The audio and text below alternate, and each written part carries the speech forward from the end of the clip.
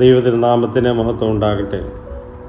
Russell ഖേമ Marthoma saviour സംഘത്തിൻ്റെ ആഭിമുഖ്യത്തിൽ ധ്യാനാനുഭവങ്ങളിലൂടെ നോമ്പിൻ്റെ ദിനങ്ങളെ അർത്ഥവത്താക്കി തീർക്കുവാൻ നമുക്ക് സാധിച്ചുകൊണ്ടിരിക്കുകയാണല്ലോ.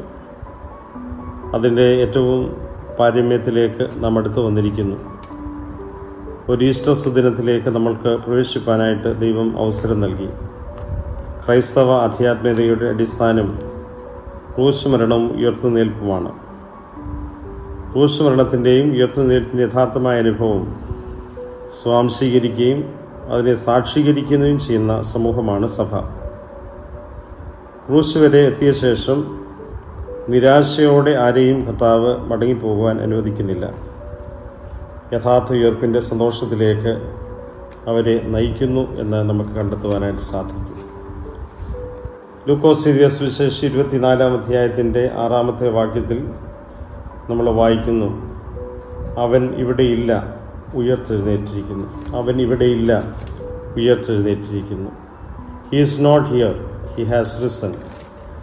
ഇത് നാളുകളായി നമ്മുടെ ദൈവവചന ചിന്തയിലൂടെ നമുക്ക് ലഭിക്കുന്നതായിട്ടുള്ള ഈസ്റ്ററിൻ്റെ വലിയ സന്ദേശമാണ്. യെരുശലേമിലെ സംഭവവികാസങ്ങളെപ്പറ്റി കേട്ട് യേശുവിൻ്റെ മരണത്തോടുകൂടി എല്ലാം സമീപിച്ചുവെന്ന് കരുതി നിരാശയോടെ എമ്മൗസിലേക്ക് പോയ 2 പേർക്ക് സഹയാത്രികനായി നടന്ന് ഉയർപ്പിൻ്റെ സന്തോഷത്തിലേക്ക് അവരെ ആനയിക്കുന്നു.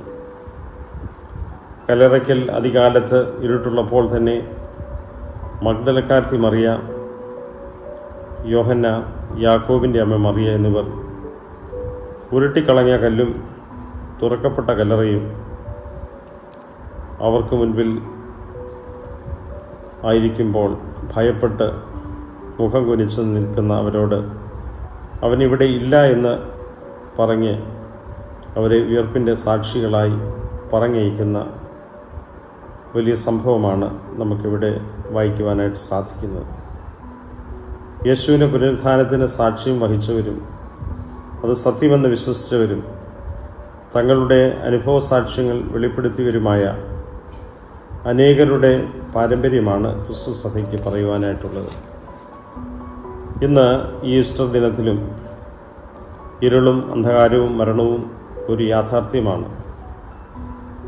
അതുകൊണ്ട് തന്നെ ഇവയുടെ മധ്യത്തിൽ ഉയർപ്പിൻ്റെയും ജീവൻ്റെയും ഭാഗ്യകരമായിട്ടുള്ള പ്രത്യാശ, അതിൻ്റെ പ്രഘോഷണം, ഈസ്റ്ററിൻ്റെ സന്തോഷം, അതിൻ്റെ സന്ദേശം നമുക്കിന്നും യേശുക്രിസ്തുവിലൂടെ ലഭ്യമാകുന്നു. നമ്മുടെ ജീവിതത്തെ അന്ധകാരപൂർണമായ ഇടങ്ങളെ പ്രകാശപൂരിതമാക്കുന്ന ഉയർപ്പിൻ്റെ രശ്മി, പ്രത്യാശയുടെ കിരണങ്ങൾ നമ്മിലേക്കും ദൈവം അയക്കട്ടെ. മരണത്തോടുകൂടെ ദൈവരാജ്യത്തിൻ്റെ അന്ത്യം കുറിക്കാമെന്ന ചിന്ത വ്യർത്ഥമാണെന്ന് വീണ്ടും ലോകം തിരിച്ചറിയുന്നതായിട്ടുള്ള അവസരങ്ങളാണ്. യേശുക്രിസ്തുവിനെ കൊന്ന് അവനെ ഇല്ലായ്മ ചെയ്ത് ഈ ദൈവരാജ്യത്തിൻ്റെ പ്രഘോഷണം എന്നേക്കും അവസാനിക്കുമെന്ന് ചിന്തിച്ചവർ അബദ്ധമായി തീർന്നു. അതിനേക്കാളൊക്കെ ഏറ്റവും അർത്ഥവത്തായ രീതിയിൽ ഉയർപ്പ്, ഈ വലിയ വാർത്ത ലോകമെമ്പാടും ഈ നാളുകളൊക്കെയും അതിൻ്റെ സന്ദേശം നൽകിക്കൊണ്ടിരിക്കുമ്പോൾ അത് ഇന്നും ലോകത്തിന് ജീവൻ്റെയും പ്രത്യാശയുടെയും സന്ദേശമാണ്.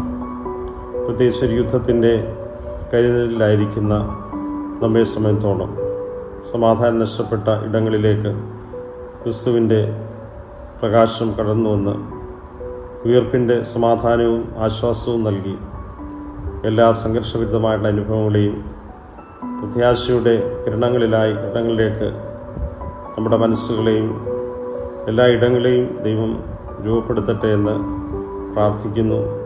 എല്ലാവർക്കും അനുഗ്രഹീതമായിട്ടുള്ള ഒരു ഈസ്റ്റർ ആശംസിക്കുന്നു. ദൈവനാമം എല്ലാവരുടെയും മഹത്വപ്പെടുമാറാകട്ടെ.